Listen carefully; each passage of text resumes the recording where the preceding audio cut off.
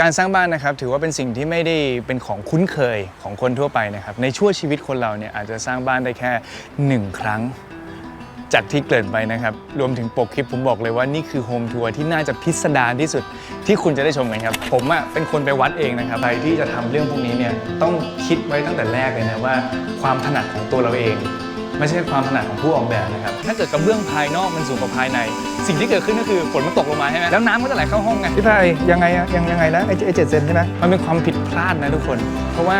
เสาเนี้ยตอนแรกคือมันจะคือกระจกเลยใช่ไหมแล้วอันนี้เราเอาออกไม่ได้นะครับเพราะว่านี่คือเสาเข็มคือคุณล่นระยะลูกตั้งลูกนอนแล้วคุณล่นทุกอย่างแล้วเพื่อแก้ปัญหาในสิ่งที่ควรจะจัดการให้ดีแต่แรกนะครับสิ่งที่ตามมาต่อไปก็คือว่าคือถ้าเกิดเห็นว่าอันเนี้ยมันสั้นเท่านี้ใช่ไหมอันนี้ก็จะเบี้ยวๆหน่อยถ้าเกิดคุณดูอันนี้คือระยะมันจะไม่เท่ากันทั้งหมดเช็คสระว่ายน้ำก็คือทั้งหมดร่อนหมดเลยฮะแล้วร่อนแบบหนาประมาณแบบ2 เซนอย่างเงี้ยทำไมดีเทลบ้านกูเยอะจังคลิปนี้นะครับผมก็จะพาทุกคนมาอัปเดตนะครับว่าตอนนี้ระยะเวลาผ่านไป 13-14 เดือนแล้วจากคลิปแรกมันเป็นยังไงนะครับแล้วก็อันดับที่2คือสิ่งที่ควรระมัดระวังมากๆในการทำบ้านครับเราจะไล่ไปทีละห้องนะฮะห้องนี้คือห้องแรกที่ทุกคนได้เห็นภาพตีบหรือว่าภาพ perspective หรือว่าภาพ 3D render อะไรก็แล้วแต่ห้องนี้คือเป็นห้องทำงานของผมเองเป็น mid centuryห้องนี้นะครับไฮไลท์ของมันเนี่ยมันก็คือ mood and toneคือ mood and tone เนี่ยก็คือเป็น mid century เอางี้เดี๋ยวผมขออธิบายกันก่อนคือบ้านเนี่ยมันมีความเป็นตัวตนสูงมากๆนะครับซึ่งตัวตนเนี่ยมันหมายถึงว่าการใช้งานแต่ละฟังก์ชันของบ้านแล้วก็ย่อมาจนถึงของห้องแล้วก็ส่วนต่างๆที่เช่นนี้เลยคืออันนี้เป็นชั้นหนังสือใช่ไหมที่เราเคยเห็นกันมาแล้วอันนี้ผมเป็นคนไปวัดเองนะครับว่าผมจะวางเครื่องปริ้นไว้ตรงนี้แล้วก็จะมีปลั๊กไฟที่เตรียมไว้รอแล้วเดี๋ยวเราก็ใส่แค่หน้ากากปลั๊กแล้วก็อันนี้ไฟก็ถูกเตรียมมาเรียบร้อยระยะของเครื่องปริ้นต้องเท่าไหร่ระยะของการโหลดของกระดาษต้องเท่าไหร่อันนี้ก็ต้องคิดเผื่อไว้นะครับแล้วก็ที่เหลือก็จะเป็นชั้นหนังสือซึ่งชั้นหนังสือเนี่ยก็จะมีมาตรฐานของเขาอันนี้อาจจะลึกไปนิดหน่อยเพราะว่าอันนี้ผมอาจจะเก็บซ้อนๆกันอะไรเงี้ยครับอันนี้ก็เป็นฟังก์ชันที่คุณสามารถเลือกได้และตรงนี้นะครับผมก็จะเป็นโต๊ะทำงานยาวที่นั่งได้สักประมาณ4 คน 6 คนอะไรเงี้ยถ้าเกิดว่า2 คนหัวท้าย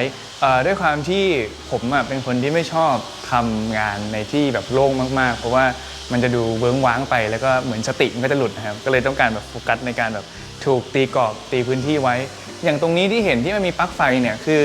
มันจะเป็นที่ตั้งของเครื่องปริ้นนะคือเราก็จะเอาเครื่องปริ้นวางไว้ตรงนี้แล้วก็เตรียมปลั๊กไฟไว้ทั้งหมดทั้งมวลเนี่ยอันนี้คือดีเทลที่ค่อนข้างสมบูรณ์แบบของห้องนี้นะครับเนื่องจากว่าผมเป็นคนเลือกอุปกรณ์และของเองในห้องต่อไปเดี๋ยวผมจะพาไปดูว่าความผิดพลาดที่ผมไม่ได้ลงดีเทลที่แบบละเอียดยิบย่อยว่าของต่างๆที่ผมจะลงไว้มันอยู่ตรงไหนมันก็เลยเป็นปัญหาที่เราต้องแก้ไขณวันนี้ครับมาเลยทำให้ระยะเวลางบประมาณสูญเสียทุกสิ่งทุกอย่างเดี๋ยวผมจะพาไปดูห้องอื่นๆครับ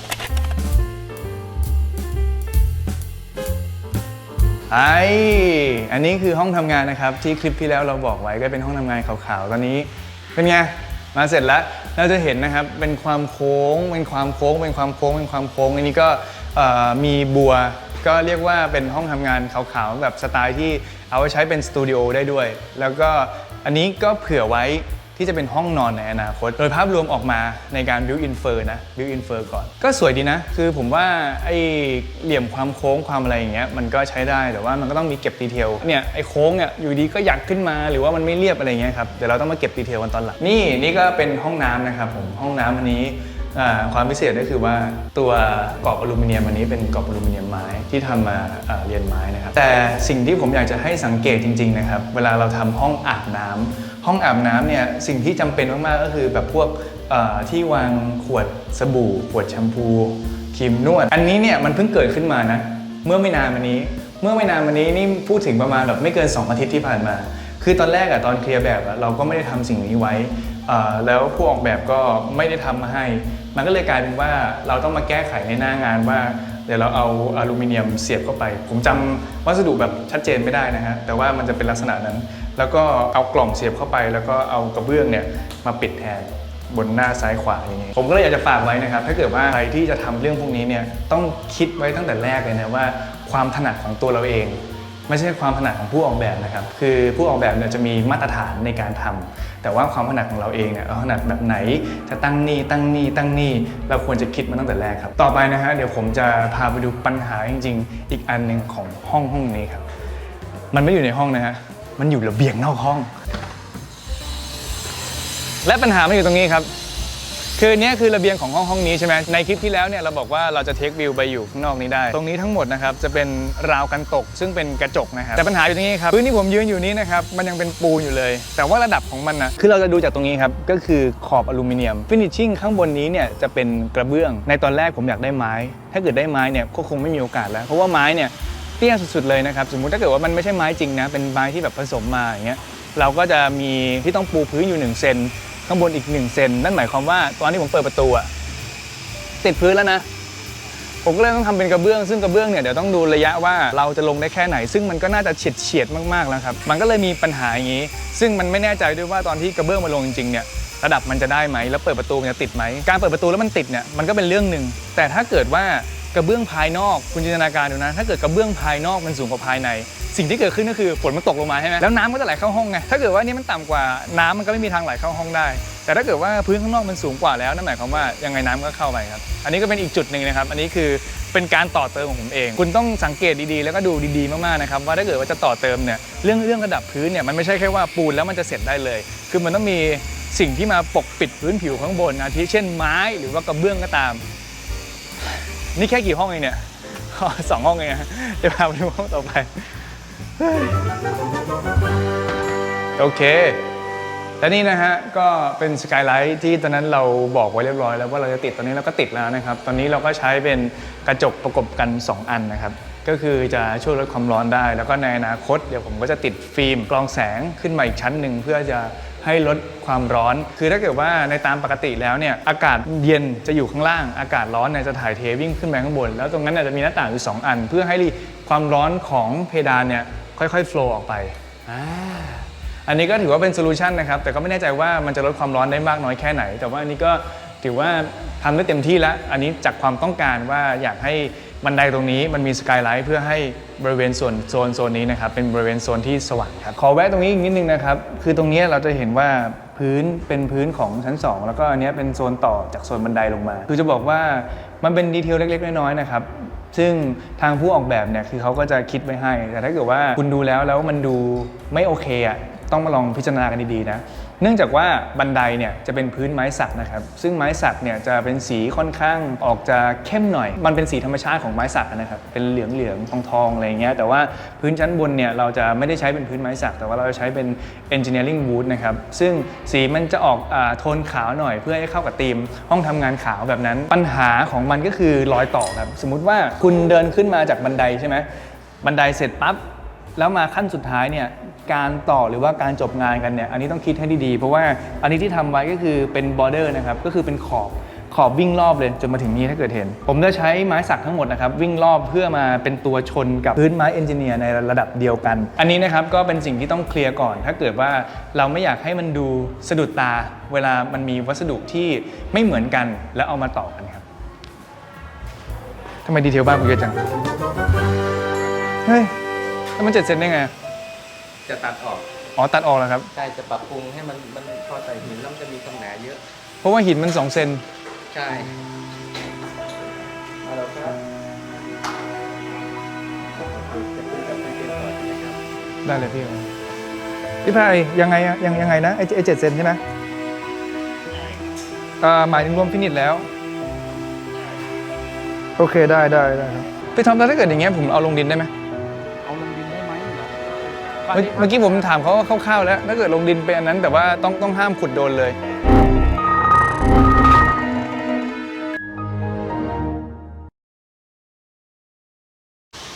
โอเคเมื่อกี้ก็แวะอัปเดตนะครับหมายถึงว่าอัปเดตงานกับ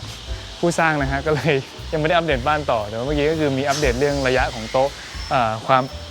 วามหนาของท็อปบนไอแลนด์นะครับว่าฟินิชทั้งหมดจะอยู่กี่เซนแล้วก็ตอนนี้มีปัญหาใหญ่ก็คือเรื่องสายไฟฟ้าเนื่องจากว่าบ้านนี้ใช้สายไฟค่อนข้างใหญ่ตอนนี้กำลังไล่เคลียร์อยู่ว่าพอท่อมันอยู่ข้างบนอย่างเงี้ยในระดับสูงนะครับมันอาจจะไม่ค่อยสวยนักกำลังหาทางออกอยู่ว่าเราจะแก้ไขตัวท่อนี้ยังไงได้บ้าง เดี๋ยวพาไปอัปเดตห้องต่อไปก่อน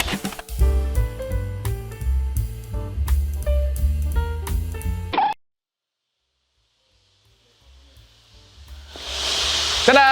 และนี่นะครับคือห้องฟิตเนสขออภัยนะครับในเสียงที่อาจจะดังหน่อยพอดีว่าข้างนอกเขาทำพื้นหินขัดหรือว่าโทรโซอยู่ก็ลั่นๆหน่อยนะอันนี้เนี่ยเป็นห้องฟิตเนสที่ตอนนั้นเราบอกไว้นะครับว่าเราตั้งใจจะให้มันดูเป็นไม้เดี๋ยวผมขอหมุนกลับนะพาทุกคนไปดูนี่ลักษณะก็คือตรงนี้จะเป็นไม้แล้วข้างบนก็จะเป็นไม้นะครับห้องนี้คือคิดอยู่นานมากนะเนื่องจากว่าปกติห้องฟิตเนสเนี่ยมันจะออกเป็นดิบๆใช่ไหมแบบผู้ชายถ้าเกิดเราเห็นในยิมอ่ะเป็นแบบว่าพื้นยางดำแล้วก็เป็นดูแบบปูนขัดอะไรเงี้ยดูเป็นล้อเพื่อแบบว่ามายกเวทอะไรเงี้ยแต่ว่าผมต้องการให้มันดูสบายๆเพราะว่าเราอาจจะออกกำลังกายในอนาคตที่ไม่ใช่แค่แบบยกเวทอย่างเดียวก็เลยทำมาให้มันดูอยู่ได้นานๆหน่อยเป็นไม้แล้วก็พื้นเนี่ยตอนนี้จากสีดำก็เปลี่ยนแล้วครับตอนนี้ก็เปลี่ยนให้มันดูสว่างขึ้นอาจจะเป็นเทาตอนนี้กำลังดูเฉดสีแล้วก็สั่งเรียบร้อยแล้วเดี๋ยวถ้าเกิดว่าปูพื้นเสร็จแล้วจะมาพามาดูต่อไปว่าเป็นยังไงเดี๋ยวเราพาไปดูก็คือเสียงดังอ๋อหยุดสักทีเราควรจะถ่ายใหม่ให้คุณผู้ชมดูไหมไม่เป็นไรนะครับทุกคนคงได้ยินแต่ว่าเดี๋ยวผมจะตามเสียงไปนะฮะที่เพิ่งหยุดไปเมื่อกี้อันนี้เขาทำพื้นหินขัดครับโทรโซเป็นการช่างของเราเองอันนี้เราก็ทำเสร็จแล้วนะฮะพื้นข้างล่างนี่ก็เป็นหินขัดหมดเลยแล้วก็วิ่งไล่ไปจนถึงบริเวณห้องน้ำแต่ตอนนี้ในห้องนี้มีการเปลี่ยนแปลงเรียบร้อยแล้วนะไม่เหมือนที่คุยกันไว้ในคลิปแรกแน่นอนอันนี้คือมีการเปลี่ยนแปลงเรียบร้อยแล้วเหตุผลที่ต้องเปลี่ยนแปลงนะครับคือตอนแรกห้องนี้จะเป็น2ห้องแต่อันนี้เก็บหมดแล้วเหลือแค่ห้องเดียวเนื่องจากว่าบ้านที่ดีเนี่ยต้องคิดหาห้องเก็บของมาไว้แต่แรกในแปลนเลยนะเพราะไม่งั้นน่ะตอนที่เราทำบ้านเราจะวุ่นวายมากว่าเราจะเอาห้องไหนไปเก็บของอะไรเพราะฉะนั้นการที่คุณจะเก็บของคุณต้องรีมาร์คไว้เลยว่าที่ไหนบ้างที่อยากจะเก็บแล้วเก็บเนี่ยอะไรบ้างอาทิเช่นคุณจะเก็บกระเป๋าเดินทางสมมติว่ามีกระเป๋าเดินทางใหญ่กระเป๋าเดินทางเล็กจะเก็บไว้ในห้องนอนได้ไหมหรือว่าจะเก็บไว้ในที่อื่นก็ต้องดูฟังก์ชันการใช้งานแล้วก็ลำดับการใช้งานว่าจะยกขึ้นไปไหมหรือจะเก็บแล้วจะเก็บอะไรยังไงอันนี้ก็ต้องแพลนดีๆนะครับเพื่อรูทของการใช้งานที่ไม่ซับซ้อนเกินไปและนี่แหละฮะก็คือเรียกว่าเป็น living room ฝั่งชายชะกันนะครับที่เราพูดถึงสิ่งที่เกิดขึ้นก็จะดูลักษณะเป็นไม้สีเข้มหน่อยสมมติถ้าเกิดเราเห็นฟิตเนสเมื่อกี้ใช่ไหมเราจะเห็นความแตกต่างเลยว่าอันนี้จะเป็นไม้ที่ถูกทำมาเป็นลักษณะที่สีเข้มขึ้นรวมถึงฝ้ารวมถึงตรงนู้นแล้วก็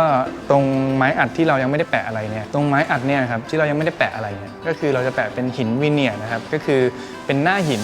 บางๆแบบเป็นแผ่นๆเลยครับเพื่อที่จะให้มี texture แบบหน้าหินก็คือมีความขรุขระมีความเป็นหินแบบก้อนใหญ่ๆที่เราจะมาแปะไว้เพื่อให้มันดูดิบขึ้นโอเคผมจะบอกปัญหาของห้องนี้ก่อนทีนี้ที่เราเห็นก็คือว่าจะเป็นแบบว่าเสาค่อยๆขั้นไปแล้วก็อันนี้คือกระจกมันเป็นความผิดพลาดนะทุกคนเพราะว่าเสาเนี้ยตอนแรกคือมันจะคือกระจกเลยใช่ไหมแล้วอันนี้เราเอาออกไม่ได้นะครับเพราะว่านี่คือเสาเข็มก็คือเสาหลักของบ้านแต่ที่เราต้องเถิบไปเนี่ยเนื่องจากว่าด้วยบริเวณเนี่ยที่เราเสียดายข้างนอกเนี่ยมันมีพื้นที่ที่กว้างเกินไปเราก็เลยพยายามขยับเพื่อให้ตรงนี้มันมีสเปซในการหายใจมากขึ้นเนี่ยสิ่งที่คุณผู้ชมกำลังเห็นอยู่นะคือที่เรากระเถิบตัวประตูกระจกหรือว่าอลูมิเนียมกระจกเนี่ยออกมาเนี่ยเพราะว่าถ้าเกิดว่าไปติดเสาพื้นที่ตรงนี้กว้างมากเลยนะเห็นไหมจนสุดท้ายแล้วผมก็โอเคงั้นกระเถิบออกมาหน่อยเพื่อให้ตรงข้างในเนี่ยมันดูแบบยังมีสเปซในการหายใจมากยิ่งขึ้นแล้วก็ข้างนอกเนี่ยตรงนี้ก็เลยเผื่อไว้ว่าคุณจะเอามานั่งเป็นเก้าอี้ outdoor ที่เอาไว้ข้างๆกับสระว่ายน้ำแค่นั้นเองเฮ้ยเหนื่อยจังเลยนี่กี่ห้องแล้วเนี่ยเดี๋ยวเราไปดูห้องต่อไปกันดีกว่า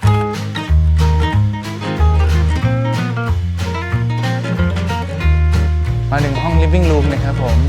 ห้อง living room นี้ก็เป็นแบบนี้แล้วตอนนี้เราก็ได้กรุเสร็จเรียบร้อยแล้วนะครับทั้งผนังขาวแล้วก็ตู้นะครับตอนนี้ก็กรุเสร็จเรียบร้อยแล้วแล้วก็พื้นเราก็ปูเสร็จเรียบร้อยแล้วเดี๋ยวถ้าเกิดว่ามันเรียบร้อยกว่านี้เดี๋ยวจะพามาอัปเดตนะครับแต่ว่าสิ่งที่จะพามาดูเลยนะทุกคนก็คือบันไดครับบันไดเจ้าปัญหาที่ผมเพิ่งเคลียร์เรื่องนี้ไปเมื่ออาทิตย์ที่แล้วบันไดนี้ก็ถูกสร้างต่อเติมมาในส่วนของการต่อเติมนะครับแต่ปัญหาก็คือว่าระดับบันไดมันไม่ได้ครับคือปัญหานี้มันจะเกิดขึ้นก็ต่อเมื่อเรามีวัสดุมาปิดบันไดคือวัสดุการปิดบันไดของผมเนี่ยก็จะเป็นตัวพื้นไม้นะครับเป็นพื้นไม้สักเป็นทั้งลูกตั้งที่ตั้งอยู่อย่างนี้แล้วก็ลูกนอนที่วางไว้อยู่อย่างนี้นะครับอันดับแรกคือระดับมันไม่ได้เพราะว่าถูกตีมาแล้วเราเห็นว่าระดับในการทำบันไดมามันไม่ตรงคือถ้าเกิดเห็นว่าอันเนี้ยมันสั้นเท่านี้ใช่ไหมอันนี้ก็จะเบี้ยวๆหน่อยถ้าเกิดคุณดูอันนี้คือระยะมันจะไม่เท่ากันทั้งหมดค คือถ้าเกิดว่ามันไม่เท่ากันทั้งหมดปัญหาคืออะไรรู้ป่ะตอนที่ทำแล้วมันจะฟ้องหรือว่าบันไดมันไม่เท่ากัน แต่ตอนนี้สิ่งที่ต้องแก้ปัญหาก็คือว่าเดี๋ยวผมจะตีกล่องไม้ขึ้นมาใหม่เป็นกล่องไม้แล้วก็พ่นขาวเหมือนกับผนังนี้อันนี้ก็เป็นกล่องไม้แล้วพ่นขาวใช่ไหมแต่ว่าผมต้องลดระยะของกล่องไม้ทั้งหมดก็คือเราจะไม่ใช้เกณฑ์การวางบันไดแบบนี้ใช้ไม้ทำใหม่ทั้งหมดปัญหานี้นะครับต้องดูดีๆเพราะว่าบันไดมันเป็นปัญหาใหญ่มากๆถ้าเกิดว่ามาแก้ที่หลังบางทีมันอาจจะไม่ได้แล้วก็อีกอันที่อยากให้สังเกตนะครับสำหรับบันไดก็คือลูกตั้งกับลูกนอนครับถ้าเกิดว่าเป็นรองเท้าผู้ชายเนี่ยสมมติว่าผมเท้าประมาณ44นะครับนั่นหมายความว่าความยาวของรองเท้าเนี่ยจะอยู่ที่ประมาณ28เซนถึง 28.5 เซนถ้าเกิดว่าอยากจะให้เดินสบายถ้าเกิดว่าคุณมีโอกาสสร้างบ้านแล้วพื้นที่ไม่ได้จำกัดแล้วสามารถทำได้นั่นหมายความว่าคุณต้องทำเผื่อมาให้บน finishing นั่นหมายความว่าของที่จะมาแปะบนไม้มาให้ได้30เซนพอดีไม่งั้นจะมีล่นระยะอะไรที่ไม่ค่อยเวิร์คครับเพราะฉะนั้นสิ่งนี้ก็ต้องคุยกับทางผู้ออกแบบแล้วก็สถาปนิกดีๆนะครับว่าทำให้มันตรงแล้วก็ทำให้การเดินเนี่ยมันสบายที่สุดเพราะถ้าเกิดสั้นไปคุณก็จะเดินอย่างนี้ถ้ายาวไปมันก็จะลึกเกินไประยะก้าวมันก็จะไม่ได้โอเคนะเดี๋ยวพาไปดูข้างบนต่อไปครับแล้วเมื่อไหร่ที่คุณลดระยะแล้วนะครับคือคุณลดระยะลูกตั้งลูกนอนแล้วคุณลดทุกอย่างแล้วเพื่อแก้ปัญหาในสิ่งที่ควรจะจัดการให้ดีแต่แรกนะครับสิ่งที่ตามมาต่อไปก็คือว่าตัวจบขั้นบันไดสุดท้ายเนี่ยก็จะเป็นปัญหาอีกเพราะว่าพอทุกอย่างมันถูกล่นบันไดสุดท้ายกับบันไดชั้นล่างสุดมันจะถูกสมมุติว่าอันนี้คือขั้นล่างสุดมันก็ถูกเถิบเข้ามาไอ้ตัวนี้ก็ต้องถูกเถิบออกมาหรือว่าถูกเถิบเข้าไปซึ่งทางที่ดีนะครับควรจะเคลียร์กันตั้งแต่แรกว่า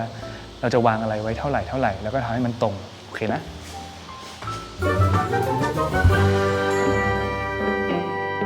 อันนี้ก็ห้องนอนนะครับแต่ตอนนี้อัปเดตบ้านไปก็อาจจะเห็นลางๆคร่าวๆนะครับแต่วันนี้ก็ตั้งใจที่จะมาบอก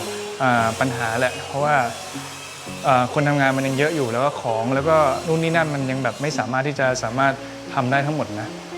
เดี๋ยวพาไปดูห้องน้ำครับที่ตอนนั้นบอกว่าดับเบิลวอลมันใกล้เกินไปแล้วตอนนี้เราแก้ปัญหายังไงพาไปดูครับจำได้ไหมถ้าเกิดใครดูคลิปแรกจะเห็นว่าเรามีดับเบิลวอลอยู่ตอนนี้ทำการทุบไปเรียบร้อยแล้วครับแล้วก็เราก็จะใส่เป็นระแนงแทนนะครับเพื่อที่จะมาบังสายตาแต่ว่ายังให้แสงเนี่ยมันเข้าได้อยู่โดยมวลรวมห้องมันดูสว่างขึ้นจริงๆนะมันดูแบบโปร่งสบายขึ้นถ้าเกิดว่ามันมีปิดอยู่มันจะค่อนข้างแบบทึบมากๆแล้วตอนนี้ห้องนี้ก็ทำการปูกระเบื้องเรียกว่าใกล้จะเสร็จแล้วแหละครับ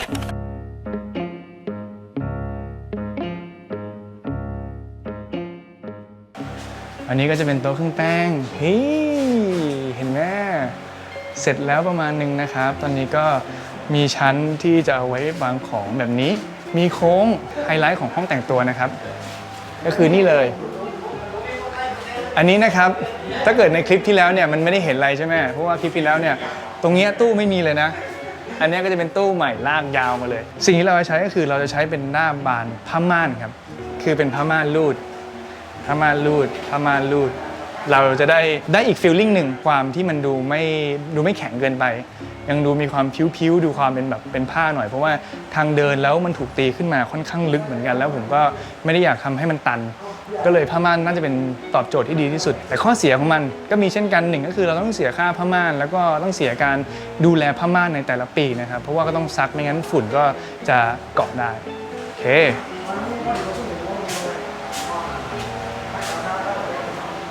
ฝั่งนี้นะฮะเรายังไม่ให้ดูนะครับเพราะว่าตอนนี้ช่างเต็มเลยยังเข้าไปดูไม่ได้อันนี้ให้ดูคร่าวๆแบบแป๊บโอเคสระว่ายน้ำของเราเองครับคือล่าสุดผมเพิ่งลงสตอรี่ไปครับแล้วก็มีการแก้ไขในสระว่ายน้ำเนื่องจากว่าถึงกระบวนการที่ต้องปูกระเบื้องทั้งรอบสระแล้วก็ในสระแล้วก็เลยมาเช็คทั้งระดับนะครับแล้วก็เช็คสระว่ายน้ำก็คือทั้งหมดร่อนหมดเลยฮะแล้วร่อนแบบหนาประมาณแบบ2 เซนอย่างเงี้ยก็เลยต้องเลาะออกหมดแล้วก็เทนอนชิงเป็นบางส่วนแล้วก็ฉาบปูนใหม่เก็บกันซึมใหม่อะไรทั้งหมดแบบเรียบร้อยแล้วก็สิ่งที่เห็นนะดีเทลของอันนี้นะครับก็จะเห็นว่าตอนนี้ผมเปลี่ยนวัสดุแล้วตอนนี้เราใช้เป็นกระเบื้องแทนแต่สิ่งที่อยากจะให้ดูนะครับสำหรับคนที่ทำสระว่ายน้ำสิ่งสำคัญอีกอันหนึ่งก็คือว่าทางระบายน้ำครับทางระบายน้ำนี่สำคัญมากเลยนะสมมติถ้าเกิดเราจินตนาการว่าเรายืนอยู่ตรงนี้แล้วเราฝนตกลงมาข้างบนไม่มีหลังคานะฮะ ฝนตกลงมาก็คือจะลงมาก็จะมีส่วนหนึ่งนะครับที่ลงอยู่สระว่ายน้ำแล้วก็ส่วนหนึ่งที่ลงอยู่ข้างๆสระว่ายน้ำเพราะฉะนั้นข้างๆสระว่ายน้ำเนี่ยเป็นส่วนสำคัญว่าสรุปว่าน้ำเนี่ยจะเทจากข้างสระมาลงสระไหมแต่ถ้าเกิดว่าเอาข้างสระมาลงสระเนี่ยนั่นหมายความว่าน้ำในสระว่ายน้ำจะถูกการบำบัดที่มันหนักเกินไปแล้วบางทีมันก็อาจจะมีสิ่งสกปรกที่ลงไปแล้วก็ติดเครื่องกรองสระได้เพราะฉะนั้นไอ้ตรงนี้ทั้งหมดเนี่ยเราก็จะทำเส้นวิ่งครับก็จะทำเป็นรางน้ำนะครับวิ่งรอบตัวอาคารแล้วระดับการเทเนี่ยคือน้ำก็จะเทข้างๆตัวอาคารข้างตัวอาคารข้างตัวอาคารนี้แล้วก็อันนี้อีกนิดนึงก็คือตอนนี้ที่ผมยืนอยู่ตรงเนี้ยเราจะมีการแก้ไขใหม่นะแก้ไขใหม่ก็คือว่าเดี๋ยวเราจะทำมาเป็นขอบที่นั่งทั้งหมดเพื่อให้ต้นโอลิฟเนี่ยวางไว้ตรงนี้แล้วคนทุกคนก็สามารถนั่งแล้วก็ดูวิวนี้ได้เล่นสระน้ำได้แล้วก็นั่งบริเวณนี้ได้ครับและทั้งหมดนะครับก็คือการอัปเดตบ้านแต่ว่าวันนี้ผมอาจจะพาทุกคนมาเห็นบ้านไม่ได้เยอะนะเนื่องจากว่าช่างมีหลายชุดมากๆแล้วก็แบ่งกันทำงานในสายงานก็เลยดูวุ่นวายหน่อยที่วันนี้ตั้งใจจะมาพูดก่อนนะครับก็อยากมาแชร์ประสบการณ์มากกว่าว่าสำหรับคนที่ทำบ้านนะครับตอนทำบ้านเนี่ยสิ่งที่ต้องดูดีๆมากๆเลยนะแบบตั้งแต่ต้นเลยถ้ายิ่งความต้องการเราละเอียดมากแค่ไหนนะครับการก่อสร้างเนี่ยก็จะสามารถประหยัดงบประมาณได้ประหยัดเวลาได้ทุกอย่างจะถูกประหยัดลงแบบเยอะมากๆแล้วเราก็จะได้ดีเทลและคุณภาพที่เราต้องการนะครับแต่ถ้าเกิดว่าเราไม่เคลียร์สิ่งที่เราต้องการให้ได้แต่แรกการแก้ไขจะเป็นลักษณะคล้ายๆบ้านผมแล้วเราก็จะปวดหัวไม่จบครับเพราะว่าอันนั้นก็ทำมาไม่ได้ทำนี้ไม่ได้นู่นไม่ได้นั้นไม่ได้เราก็ต้องมาแก้ปัญหาซึ่งการแก้ปัญหาที่หลังมันแย่มากนะครับเพราะว่าการแก้ปัญหาที่หลังมันเสียอยู่2อย่างครับ1คือเสียเงินเพิ่มเติม2คือเสียเวลาไปอีกครับซึ่งเวลาเนี่ยเป็นสิ่งที่ไม่อยากให้ทุกคนได้เสียไปเลยนะครับผมอันนี้ก็เป็นบล็อกมาอัปเดตบ้านแล้วก็มา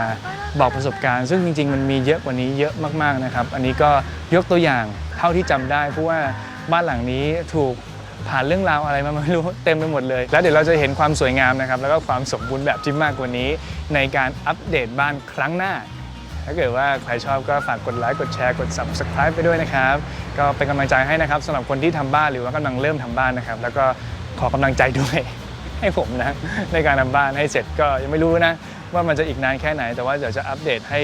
ทุกๆคนรู้เรื่อยๆครับบ๊ายบายเดี๋ยวนะทุกคนแป๊บนึงนะ